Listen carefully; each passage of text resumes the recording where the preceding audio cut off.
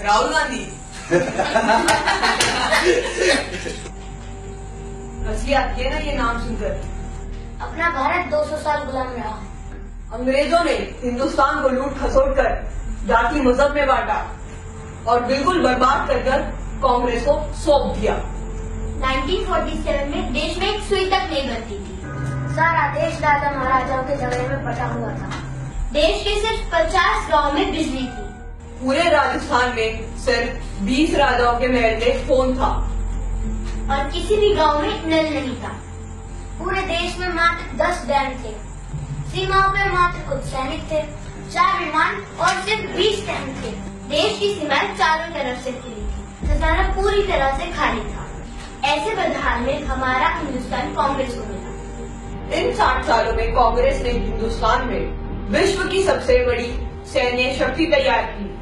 हजारों विमान, हजारों टैंक, लाखों फैक्ट्रियां और लाखों गांवों में बिजली, हजारों बांध, लाखों किलोमीटर सड़कें और परमाणु बम, हर हाथ में फोन, हर घर में मोटरसाइकिल वाला मजबूत देश 60 सालों में कांग्रेस ने दिया।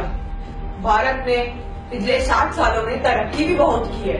भूतपूर्व प्रधानमंत्रियों ने कई इतिहास रच दिए हैं, जिसकी वजह से भारत आज एशिया की सबसे बड़ी दूसरी ताकत है। भारत दुनिया का सर्वश्रेष्ठ संविधान बना चुका था। भारत एशियाई खेलों को होस्ट कर चुका था। भारत में भाखड़ा और रियंज जैसे बांध बन चुके हैं। देश भामा न्यूक्लियर रिसर्च सेंटर का उद्घाटन कर चुका था। देश में तारापुर परमाणु बिजली घर शुरू हो चुका था। देश में कई दर्जन IIT, एम्स, IIMS और सैकड़ों विश्वविद्यालय खुल चुके थे। नेहरू जी ने नवरत्न कंपनियां स्थापित कर दी थी। कई साल पहले भारतीय सेना ने पाकिस्तान के सैनिकों को लाहौर के अंदर घुसकर मारा था और लाहौर पर कब्जा भी कर लिया था। पंडित नेहरू पुर्तगाल से जीतकर गोवा को भारत में मिला चुके थे। नेहरू जी ने इंडियन स्पेस रिसर्च ऑर्गेनाइजेशन की शुरुआत कर दी।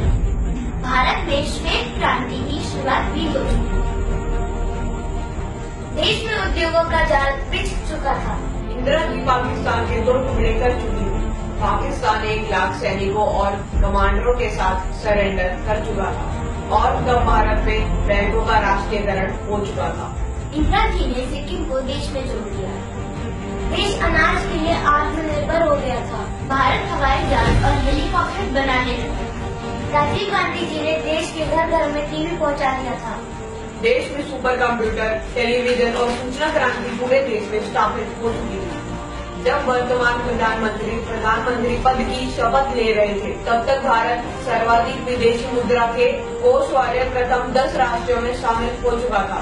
इनके अलावा चंद्रयान, मंगल मिशन, GSLV मेट्रो, मोनोरेल, अंतर्राष्ट्रीय हवाई अड्डे, न्यूक्लियर पनडुब्बी, ढेरों मिसाइलें जैसे पृथ्वी, अग्नि और नाग, दर्जनों परमाणु उपकरण, चेतक हेलीकॉप्टर, मिग और तेजस, ड्रोन, अर्जुन टैंक, धनुष तो, मिसाइल युक्त विमान, INS विक्रांत और विमान वाहक पोत। ये सब उपलब्धियां देश ने 70 सालों में हासिल की है। माफ कीजिए, लेकिन इंदिरा गांधी और राजीव गांधी को बैंक में डकैती करते समय बमिया गोली से नहीं उड़ाया गया था। देश विरोधी ताकतों ने उनकी हत्या की थी। और राहुल गांधी उसी परिवार से आते हैं। सोनिया गांधी को विदेशी कहकर उन पर हंसते हो। खैर, जब आप महात्मा गांधी जी पर हंस सकते हो, तो ये गांधी क्या चीज है। हमें अपने इस हिंदुस्तान पर गर्व है।